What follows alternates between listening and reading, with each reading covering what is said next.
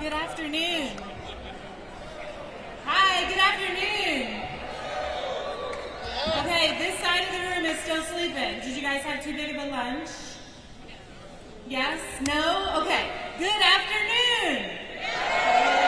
Yay, thank you. Hi, good afternoon. My name is Courtney Blaze, and I'm Director of Community Engagement for Second Harvest Food Bank, located here in Middle Tennessee. Thank you so much for being a part of today.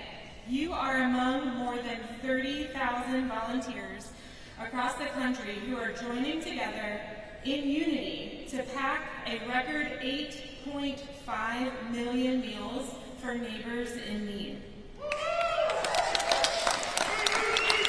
That's my guy. And that's just the tip of the iceberg. More than 30 million Americans are participating in 9/11 Day. Paying tribute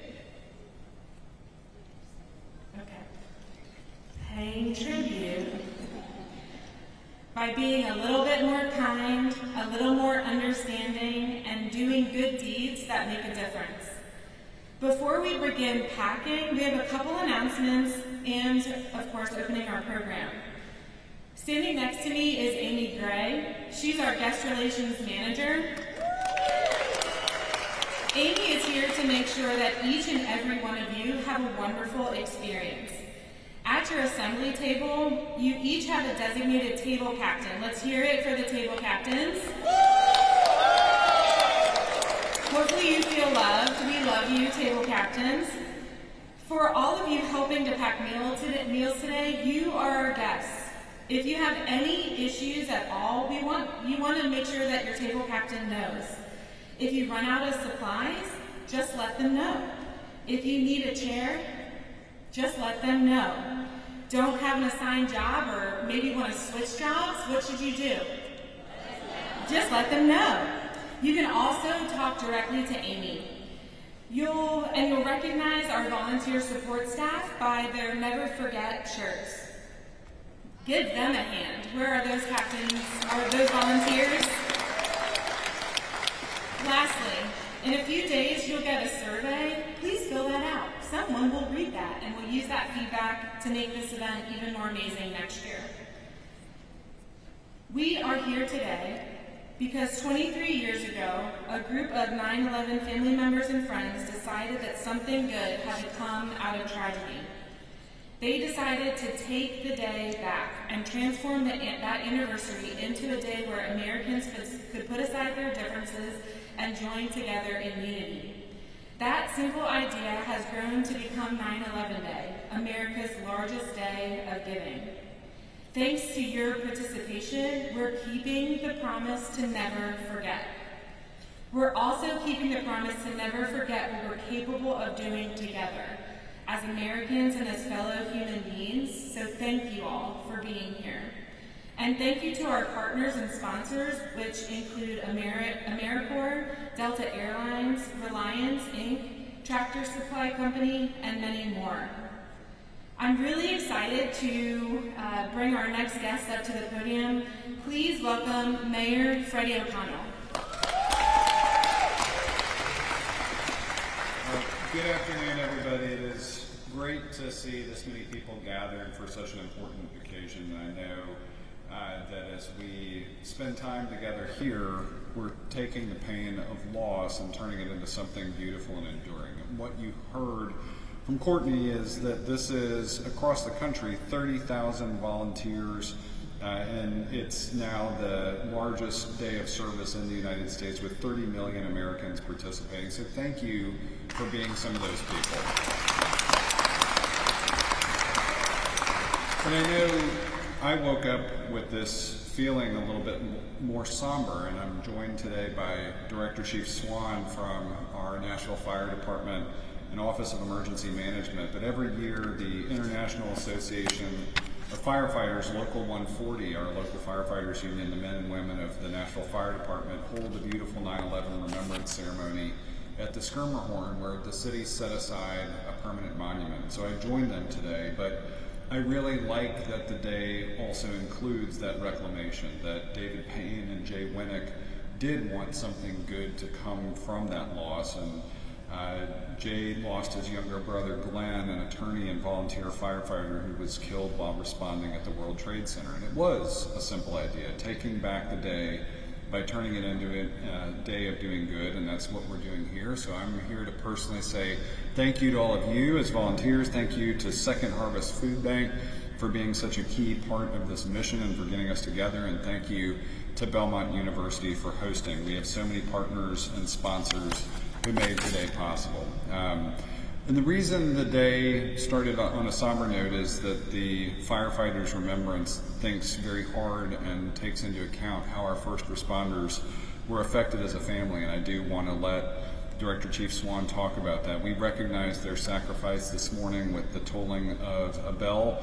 That's part of firefighter tradition, and we remember the importance of being grateful for their service, but I heard this morning too the important reflection of being grateful for one another, for the time we spend together while we're here, and then also for our first responders and their families.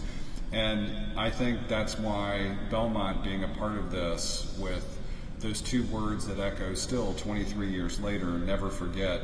This isn't a call to arms, this isn't a call for vigilance or revenge or a call to relive that. This is now a call for kindness and service, and to be on Belmont's campus for this, to be joined by Second Harvest and you all as volunteers.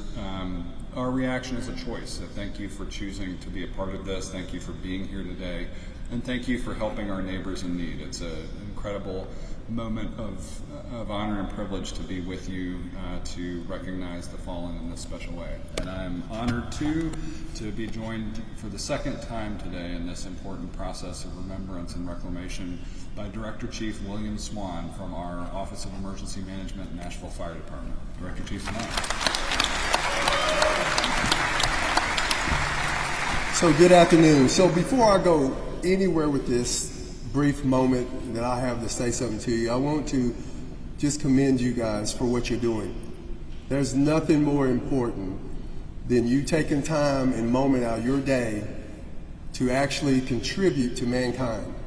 So to all the volunteers and to the Second Harvest, we want to give you a hand of applause. And this is a special day, a day that we do want to remember. This morning I talked about a few things in my speech, but I think really emphasized four things that came about. Number one, we remember all the lives that was lost that day. And number two, the heroes and those who put their life on the line that came out from those ashes. And then number three is the unity. Even though chaos hit, even though we got hit with adversity, we came together. It made no difference where you were from, made no difference your nationality, your gender, the color of your skin. We were in trouble, and the only way that we could overcome that was to come together. And that's what you're doing today. You're coming together to serve a greater cause. And the fourth thing was being prepared. Preparedness. This is Preparedness Month. It's always those topics and the things that we don't like talking about that you really need to dive into. Preparedness means that you do things and talk about the possibility of things happening. In any situation that you deal with, we know you have to have a plan. You have to analyze, plan, implement that plan, and then constantly reevaluate it. It's a live footprint. So preparedness is very important for us to make sure that we're ready to be vigilant. In the military, we had a saying, you stay alert, you stay alive. So this day is very special. And I don't think anyone in here, you're coming in here with the right mindset to help your neighbor. And for that, again, is something that goes well beyond any words that can be said right now. So this is 9/11, and if you would, we want to take just a few seconds, a moments of silence, just to remember this day.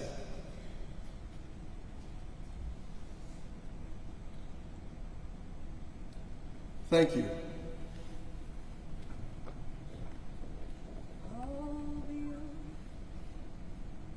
Oh, beautiful, for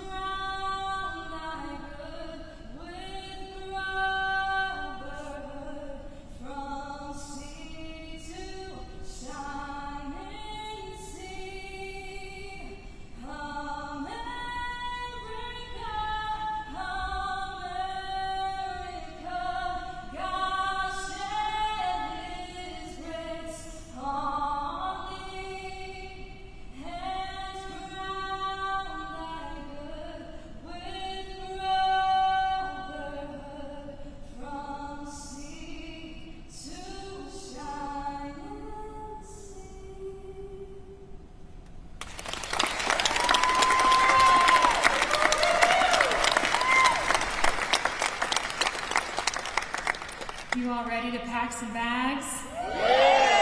Okay, Chief Swan's gonna come count us down. Look, we work in tandem. All right, we're gonna do this. 5, 4, 3, 2, 1. Let's go.